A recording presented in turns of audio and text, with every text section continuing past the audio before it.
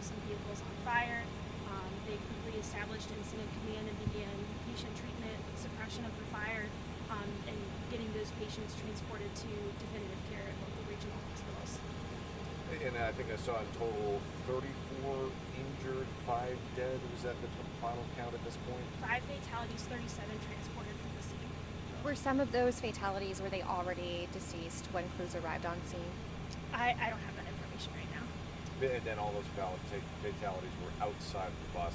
Anyone on the bus was just injured, correct? I don't have that information to confirm right now.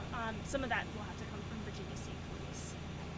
Were helicopters used to evac the patients? We did have one patient transported via helicopter.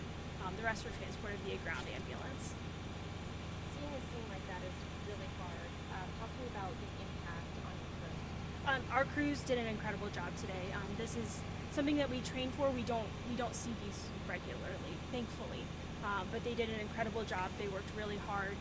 It's a very complex, very difficult incident, and I would really like to highlight the hard work that they did.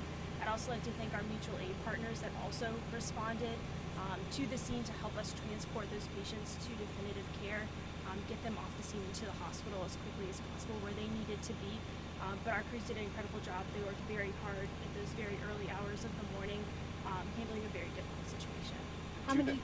How many crews were involved in total? We had over a dozen ambulances on scene, 2 heavy rescues, several other suppression units like trucks and engines, and then a lot of support units as well. Who else responded? What other agencies? On scene, we also had, I hope I don't leave anyone out, Prince William County, Quantico, and then we also had other incidents going on at the same time. Fauquier County offered mutual aid. The city of Fredericksburg offered mutual aid. Spotsylvania offered mutual aid. Virginia State Police? Virginia State Police, they were on scene, they're investigating. I know that Stafford County Sheriff's Office did have a role, and I'm sure in Virginia Department of Transportation, I'm sure there's going to be many more agencies involved as these evolve.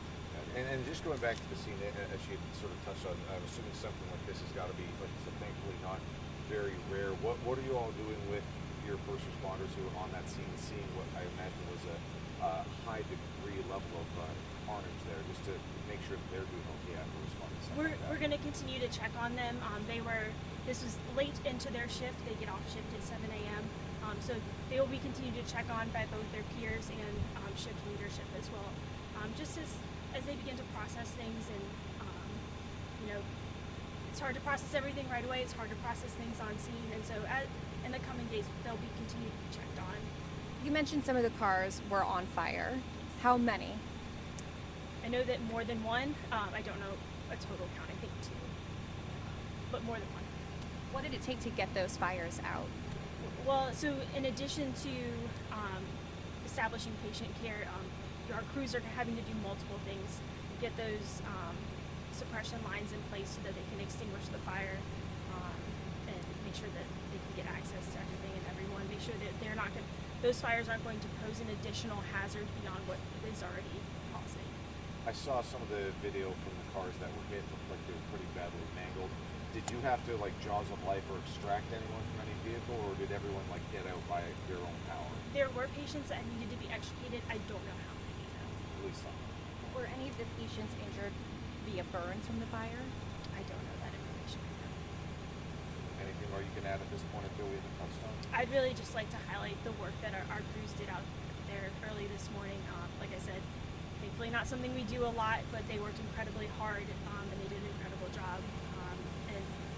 Just a complex, difficult situation. It's one of those ones you train for and you hope never happens.